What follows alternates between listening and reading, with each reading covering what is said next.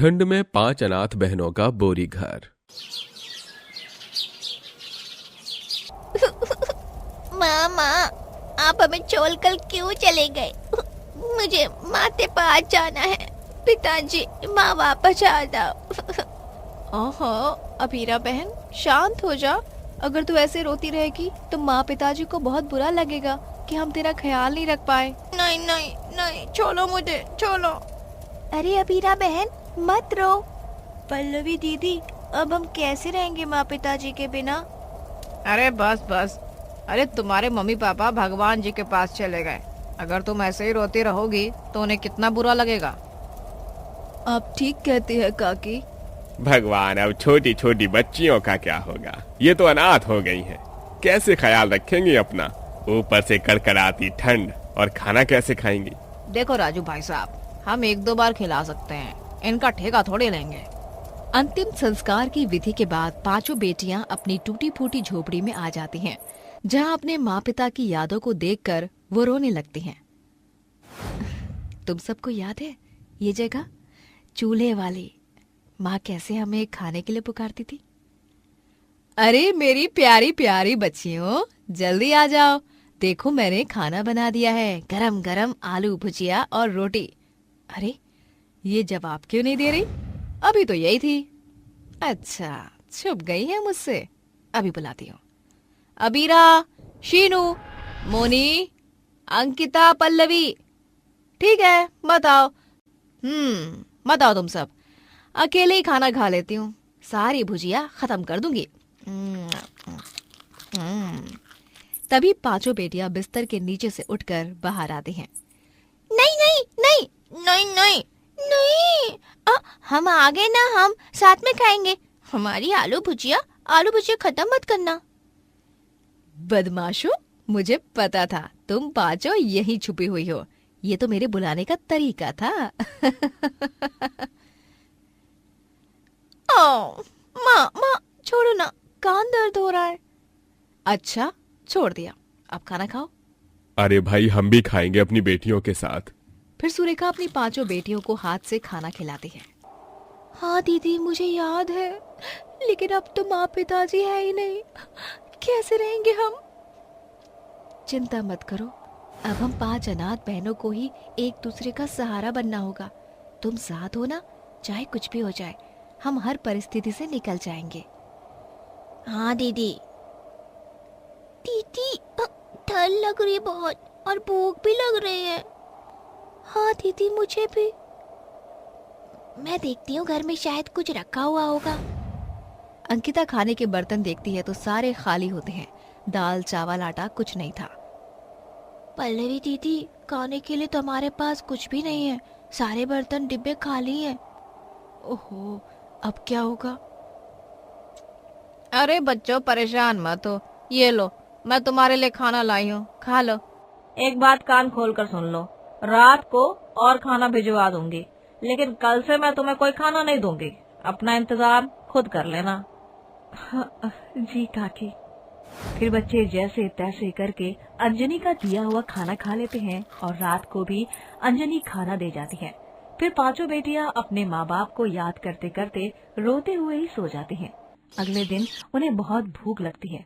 अच्छू दीदी, पल्लवी दीदी, लात तो ना ठंड लगी थी मुझे, जमीन पर आप छप तो नहीं लगी क्या? लगी थी अबीरा, पर हम क्या कर सकते हैं, हमें ऐसे ही रहना पड़ेगा। हम सब आज खाना कैसे खाएंगे? मुझे ना कुछ खाने पीने का इंतजाम करना होगा। मैं सिग्नल पर जा रही हूँ, शायद भीख मांगकर कुछ मिल जाए। दीदी, मैं भी आपके साथ चलूंगी, और तुम तीनों यहीं रहो। अंकिता पल्लवी तीनों बहनों को छोड़कर सिग्नल पर चली जाती है, जहाँ अपनी फ्रॉक से गाड़ी साफ करके वो पैसे मांगते हैं तो दूसरी बहन भीख मांगती है। साहब, मेरी छोटी बहन को भूख लगी है, कुछ पैसे दे दीजिए। अरे भागो, पता नहीं कहाँ कहाँ से भीख मांगने आ जाते हैं। साहब, कुछ पैसे दे दीजिए, मेरी छोटी बहनों ने खाना नहीं खाया है। ये लो, गरीब कहीं के। वो आदमी 10 का नोट देकर चला जाता है। ऐसे ही दोनों बहन सिग्नल पर कुछ पैसे और फल इकट्ठा कर लेती हैं वहीं दूसरी ओर तीनों बहनें भी कचरा बिन बिन कर कचरे वाले को कचरा देकर बदले में कुछ पैसे ले आते हैं, जिससे खाने का जुगाड़ हो जाता है। फिर पांचों बहनें थोड़ा खाना खा लेती हैं। अरे, तुम तीनों को तो मना किया था ना, और तुम लोग फिर भी बाहर चली गई, क्यों? दीदी, आप दोनों हमारे लिए मेहनत कर रही हैं, तो हमें भी करनी चाहिए ना। दीदी, सोते समय बहुत ठंड लगती है, हमारे पास ना गर्म कपड़े हैं ना कंबल है, हमें कंबल भी खरीद लेना चाहिए। तू ठीक कहती है शीनू, हम रोज मेहनत करेंगे, जिससे एक कंबल लाएंगे। 4-5 दिन यूं ही गुजरते हैं। 2 बहन सिग्नल पर गाड़ी साफ करके पैसे कमाती हैं, तो 3 बहन कचरा उठा उठा कर बदले में पैसे लाती हैं, जिन्हें इकट्ठा करने के बाद वो एक कंबल लाकर उसमें आराम से सोती हैं। पर जनवरी की कड़कड़ाती ठंड और उनकी टूटी फूटी झोपड़ी उन्हें कंबल से भी गर्माहट नहीं दे पाती है। आखिर पांचों बेटियां किस तरह संघर्ष करने वाली थीं, जानने के लिए बने रहिए। पांचों बहन रात को कांप रही थी। माँ, दीदी, ठंड। हे भगवान, जब मुझे इतनी ठंड लग रही है तो इन चारों को कितनी लग रही होगी। इस कंबल से भी कुछ नहीं हो रहा है। दीदी, मेरी नींद खुल गई ठंड से। देखिए ना, बाहर की ठंडी हवा इन टूटी फूटी झोपड़ी से अंदर आ रही है। हमें पहले अपने घर को ठीक करना होगा। तू ठीक कह रही है, पर हम इसको ठीक कैसे करेंगे, और अभी तो मुश्किल है। दीदी, बोरी याद है? माँ ने कुछ बोरियों को इकट्ठा रखा है, उन्हीं बोरी से इस घर को ढक देंगे। वो बहुत मोटी होती है ना, गर्माहट भी देगी। हाँ, तू बिल्कुल ठीक कह रही है। अपने कंबल के ऊपर बोरी डाल देते हैं सुबह तक। फिर दोनों बहनें 5 बोरी लाकर अपने कंबल के ऊपर डाल देती हैं, जिससे वो रात में आराम से सो जाते हैं। पर अगले दिन दोनों बहन बोरी लगाने की कोशिश कर रही थी तो वो चिपक नहीं रही थी। ओफो, ये तो लग ही नहीं रही। अगर पिताजी होते तो अब तक जुगाड़ कर दिए होते। दीदी, ऐसी बोरी कैसे टिकेगी घर के ऊपर? और ये दरार भी तो है ना, कुछ चिपकाने के लिए चाहिए होगा और इन दरार को भरना होगा। अरे दीदी, मेरे पास एक तरकीब है। गोबर और मिट्टी का घोल बनाकर इन दरार में भर देते हैं, बल्कि पूरे घर पर ही लगा देते हैं, जिससे मजबूत हो जाएगा। फिर बोरी चिपका देंगे। हाँ हाँ, ऐसा हो सकता है दीदी। तल लो, यही तल लो। तो लग जाओ काम पर, क्योंकि वैसे भी बहुत ठंड लग रही है। काम जल्दी करना होगा, वरना ये हल्की हल्की धूप भी चली जाएगी। फिर पांचों बहन मिलकर गोबर और मिट्टी को इकट्ठा करके लेप बनाकर पूरे घर पर लगा देती हैं, और फिर अपनी माँ की रखी हुई बोरियों को उन पर चिपका देती हैं, जिससे वो घर एक बोरी का घर बन जाता है। उसके अंदर जाकर पांचों बहनों को बहुत अच्छा लगता है। अरे वाह दीदी, ये बहुत अच्छा घर लग रहा है। हमारा बाहर से भी और अंदर से भी अब तो ठंड नहीं आएगी। हाँ दीदी, मुझे तो अभी से गर्माहट लग रही है। अब हमें ठंड से कोई परेशानी नहीं होगी। पांचों बहन आपस में एक दूसरे के साथ खेलने लगती हैं। पांचों अनाथ बहनों ने खुद को संभाल लिया था। वो कहते हैं ना, जब मुट्ठी खुली हो तो काम आसानी से नहीं बनता, लेकिन मुट्ठी के बंद होते ही इतनी शक्ति पैदा होती है कि इंसान हर मुश्किल से लड़ जाता है। कुछ ऐसा ही पांचों बहनों के साथ था। गुजरते वक्त के साथ पांचों बहन एक दूसरे को संभाल लेती हैं। पल्लवी और अंकिता दूसरों के घर में झूठे बर्तन साफ और झाड़ू पोछा लगाकर काम करने लगती हैं, जिससे आए पैसों से दोनों घर का थोड़ा राशन लाती हैं और अपनी तीनों बहनों को स्कूल पढ़ने लगाती हैं। देखते देखते पांचों बहनें बड़ी हो जाती हैं। तीनों बहन अच्छी जगह जॉब करके पैसों की सेविंग करती हैं और दोनों बहनें वही पुराना काम करते हैं। फिर एक दिन अबीरा पल्लवी के जोर से गले लगती है। दीदी दीदी, हम तीनों एक खुशखबरी देना चाहती हैं आपको। अरे क्या बात है? हाँ, ऐसी क्या बात है जो तूने मुझे इस तरह जकड़ लिया है? मैं बताती हूँ दीदी, हम तीनों ने मिलकर जो सेविंग्स की थी ना, उससे छोटा सा घर खरीद लिया है खुद का, जो कि बहुत अच्छा है। अब हमें इस बोरी की झोपड़ी में नहीं रहना पड़ेगा। क्या सच कहा था ना? एक दिन तुम तीनों बहुत अच्छे मुकाम को हासिल करोगे। बहुत गर्व है मुझे तुम तीनों पर, और मुझे भी। पर दीदी, ये सब आपकी वजह से हुआ है, क्योंकि आप हमें पढ़ाने के लिए दूसरे घर में जाकर सर्दी हो, गर्मी हो, बारिश हो या तूफान, हमेशा काम करती थी। लेकिन अब आप दोनों काम नहीं करेंगे, हम तीनों है ना। ठीक है, पर इस बोरी घर से हमारी बहुत यादें जुड़ी हुई हैं जो हमेशा रहेंगी हमारे मन में। इस तरह पांचों अनाथ बहनें अपनी बोरी के घर से मजबूत घर में पहुंच जाते हैं, जो कि बचपन से लेकर बड़े होने तक के सफर में बहुत संघर्ष करते हैं। 2 बार अपने घर को बनाते हैं और अच्छा मुकाम हासिल कर लेते हैं। जाओ सुरभि, कलश में चावल भर कर लाओ। इससे अच्छा तो आप ऐसे ही भाभी को अंदर बुला लो। चावलों का नुकसान करने से क्या ही मिलने वाला है। एक कलश चावल, पता है, एक समय का खाना है हम सभी का। कावेरी उसे चावल लाने के लिए कहती है, जिसके चलते सुरभि कलश में चावल ले आती है। ये भी कोई रस्म है? चावलों का नुकसान करवा लो बस।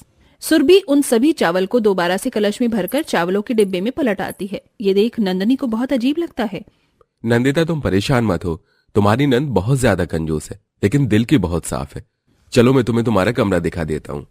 मयंक नंदनी को अपने कमरे में ले जाता है, जिसके बाद वो अपनी साधारण से कमरे को देखकर अपनी माँ और अपनी बहन के पास जाता है। अरे माँ, मैंने अपने कमरे को गुलाब के फूलों से डेकोरेशन करवाने के लिए बोला था। सजाने के लिए गुलाब के फूलों का नुकसान क्यों ही करना है भाई? आपका कमरा तो पहले ही बहुत सुंदर है। हे भगवान, मैं क्या करूँ तुम्हारा। जाओ सुरभि, 1 गिलास दूध लेकर आओ। अपने भाई के कहने पर सुरभि रसोई में जाती है और दूध गर्म करके एक छोटे से गिलास में अपने भाई को लाकर दे देती है। ये लो भैया दूध। ये क्या, इतने छोटे गिलास में दूध लेकर आई हो? इतने से दूध में क्या होगा? आपको पता है ना, दूध का दाम बढ़ गया है। अगर आज बचाएंगे तो कल पियेंगे। मयंक को गुस्सा आता है, लेकिन वो अपनी बहन से कुछ नहीं कहता। वो चुपचाप अपनी सुहागरात बनाने अपने कमरे में पहुंच जाता है, जहां वो अपनी पत्नी नंदनी के साथ सोता है। और अगले दिन जब सवेरा होता है तो वो दोनों बहुत खुशी खुशी अपने कमरे से बाहर आते हैं। अरे इतनी लेट कौन उठता है भाभी? आपको तो सोचना चाहिए कि आपके ससुराल का पहला दिन है।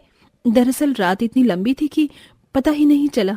खैर कोई बात नहीं, मैं अभी सभी के लिए नाश्ता बना देती हूँ।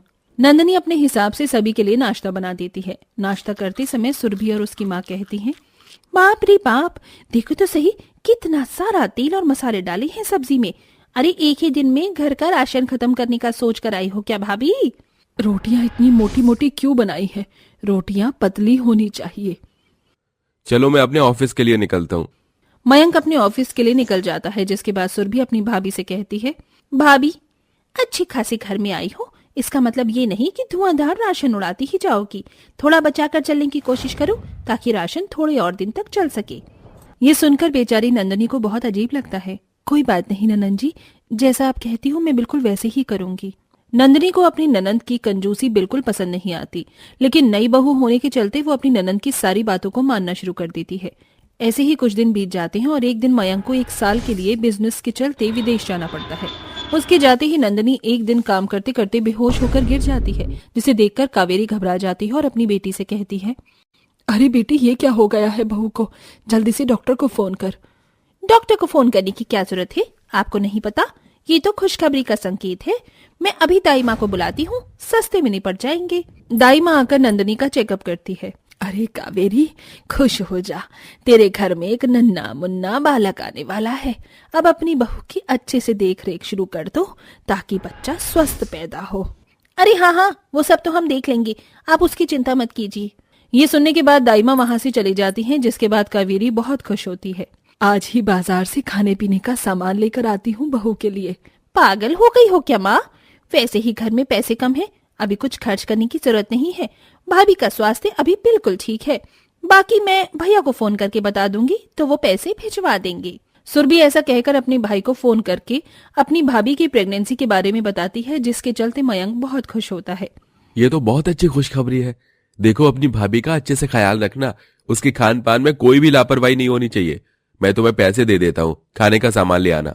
मयंक काफी सारे पैसे सुरभि के अकाउंट में भिजवा देता है, जिसके बाद सुरभि अपने अकाउंट में इतने सारे पैसे देखकर खुद से कहती है, अरे वाह, इतने सारे पैसे तो मैं अपने लिए नई नई ड्रेस में लेकर आऊंगी, अच्छी बूट्स ले आऊंगी और मेरी जरूरत का सारा सामान भी आ जाएगा। सुरभि ऐसा कहने के बाद अपनी जरूरत का सारा सामान ले आती है, लेकिन अपनी भाभी के लिए कुछ नहीं लेकर आती और साथ ही अपनी माँ के लिए भी कुछ न कुछ ले आती है ताकि वो उसका मुंह बंद कर सके।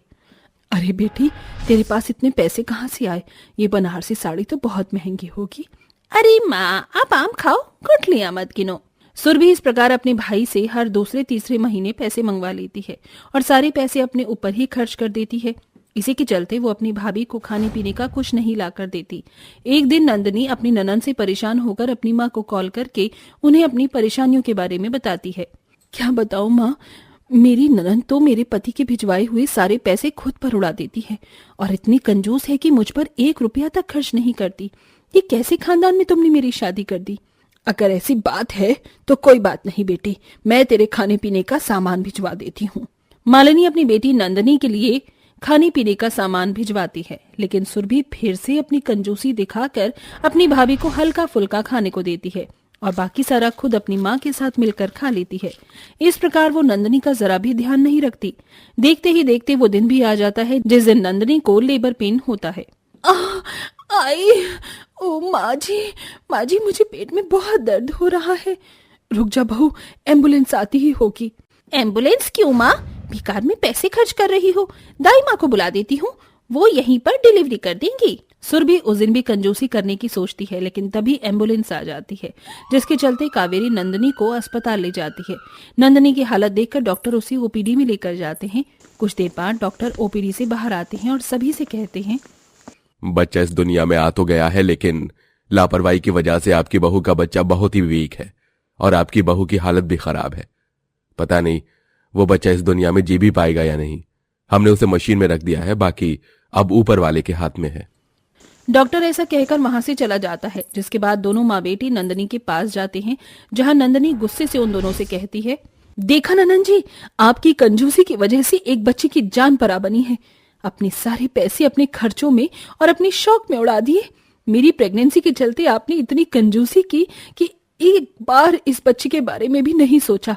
इसकी इस हालत का जिम्मेदार कोई और नहीं बल्कि आप ही हो। तभी मयंक वहां पर आकर ये सब सुन लेता है, जिसके चलते उसे अपनी ही बहन पर बहुत तेज गुस्सा आता है। ये क्या किया तुमने?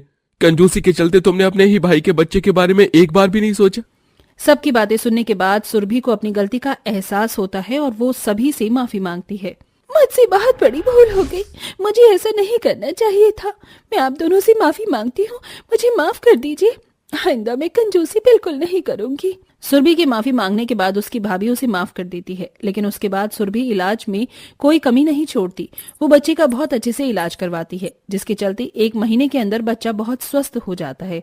जब नंदनी और मयंक दोनों हॉस्पिटल से अपने बच्चे को घर पर लाते हैं, तो उनके स्वागत के लिए सुरभि ने पूरे घर को बहुत अच्छे से सजाया होता है, जिसे देख नंदनी कहती है, अरे वाह, ये कंजूस बुआ ने अपने भतीजे के लिए इतना सुंदर घर सजाया है।